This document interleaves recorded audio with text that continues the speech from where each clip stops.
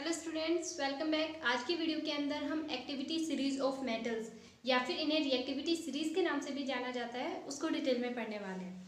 तो let's start the video. Activity series of metal या फिर हम इसे किस नाम से जानते हैं? रिएक्टिविटी ऑफ मेटल्स, यानी रिएक्टिविटी की सीरीज या फिर एक्टिविटी सीरीज ऑफ मेटल्स के नाम से जानते हैं।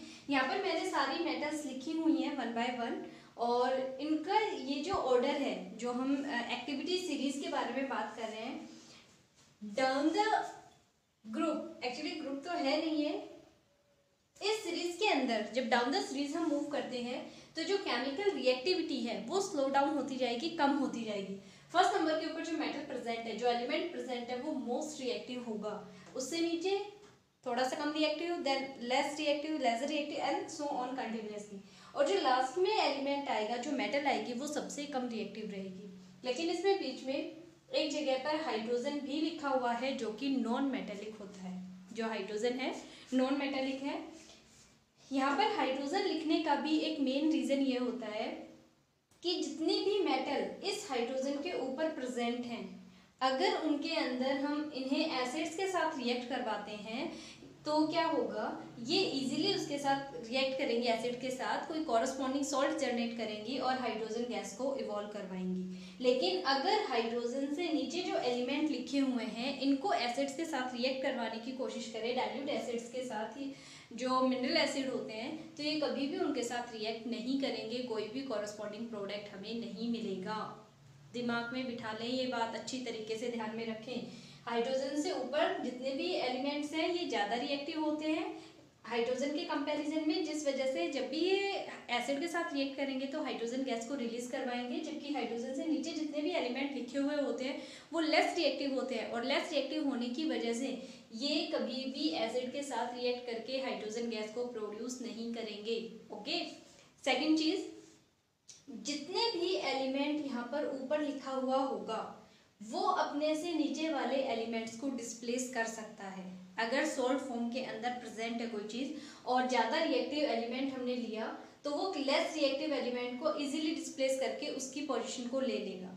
लेकिन अगर यहाँ पर लिखे हुए हैं, अब इसमें पूरे सीरीज की बात कर लेंगे हम, जैसे मान लो जिंक और कॉपर अगर प्रेजेंट है तो अब इनमें से ज्यादा रिएक्टिव कौन सा है? ऊपर जिंक प्रेजेंट है, कॉपर तो नीचे आ गया, इस डायरेक्शन के अंदर मूव कर रहे हैं तो रिएक्टिविटी तो कम होती जा रही है, डिक्रीज होती जा रही है, तो जिंक जो है वो कॉपर को इजीली डिस्प्लेस कर देगा। ओके, लेकिन कॉपर जिंक को डिस्प्लेस नहीं कर पाएगा, तो ये बात आपको ध्यान रखनी है। अब स्टार्ट करते हैं। देखिए, एक्टिविटी सीरीज को क्या कह सकते हैं आप? ये एक ऐसी सीरीज होती है जिसके अंदर जो एलिमेंट्स हैं उन्हें एक ऑर्डर के अंदर अरेंज किया जाता है, जिसमें एक ऐसे ऑर्डर के अंदर अरेंज किया जाता है जिसमें उसकी रिएक्टिविटी डिक्रीजिंग ऑर्डर के अंदर प्रेजेंट रहती है। यानी जैसे जैसे इसके अंदर इस तरीके से मूव करेंगे जो रिएक्टिविटी है वो डिक्रीज होती चली जाएगी, और ये उनकी केमिकल रिएक्टिविटी को एक्सप्लेन करवाएगी। जितनी अपर पोजीशन रहेगी एलिमेंट की, उसकी रिएक्टिविटी उतनी ही ज़्यादा रहेगी।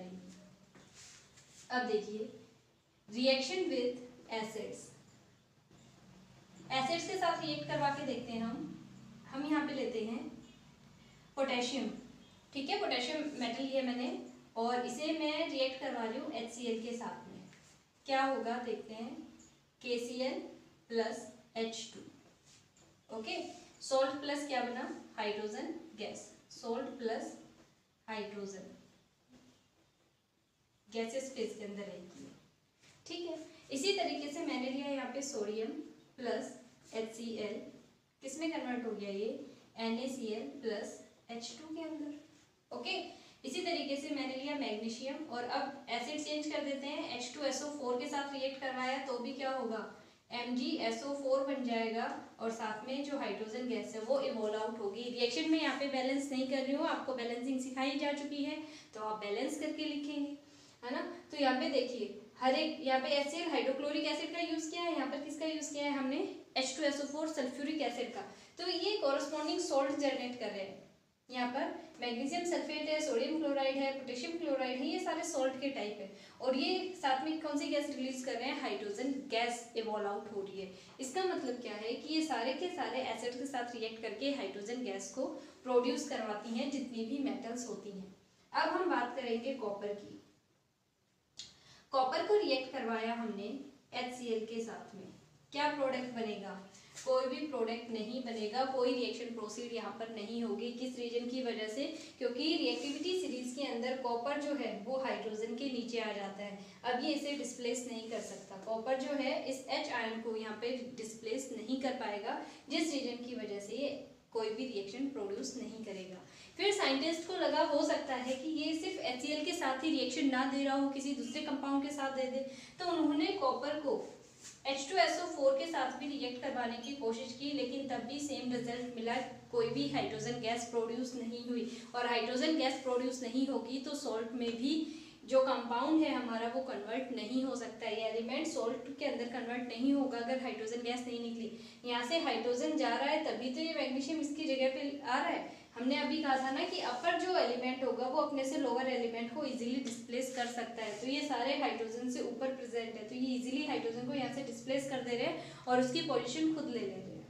ओके, लेकिन कॉपर जो है वो रिएक्टिविटी सीरीज के अंदर हाइड्रोजन से नीचे प्रेजेंट होता है, जिस वजह से उसे डिस्प्लेस नहीं कर सकता। क्लियर?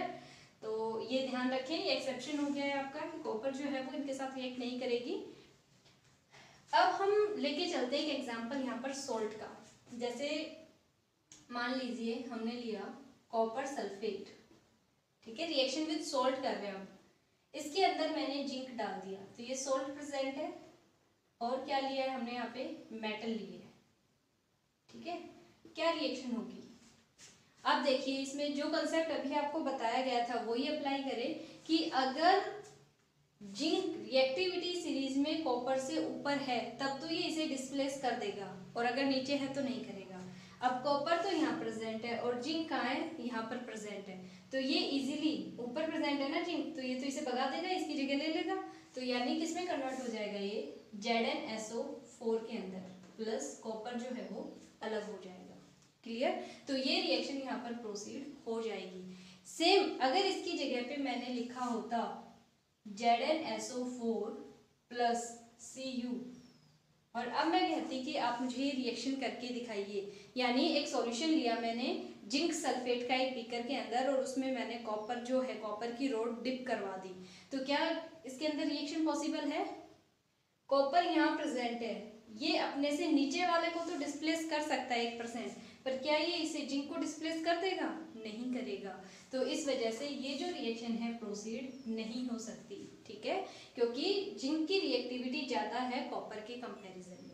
अब जो इस पे मेन फोकस करने वाली बात है आप लोगों के लिए वो ये है कि एक्टिविटी सीरीज को आप अच्छे से पढ़ें, इन एलिमेंट्स को आपको ध्यान रखना पड़ेगा। इन केस आपको आप भूल जाते हैं, इस तरीके की रिएक्शन आ जाए और उसके अंदर आपको पता नहीं चलता है कि हाइड्रोजन गैस रिलीज होगी या नहीं होगी, या सॉल्ट जो है वो कन्वर्ट होगा या नहीं होगा, तो रिएक्टिविटी सीरीज आपकी वहां पर हेल्प करेगी। जो एलिमेंट जितना ऊपर है वो उतना ही ज्यादा रिएक्टिव है। इन सारे एलिमेंट्स के कंपैरिजन में पोटाशियम सबसे ज्यादा रिएक्टिव है, उसके बाद सोडियम, यानी इसके नीचे जितने भी एलिमेंट लिखे होंगे ना वो सारे लेस रिएक्टिव है अपर एलिमेंट्स के कंपैरिजन में। ओके, तो इस तरीके से आप इसे ध्यान में रखिए।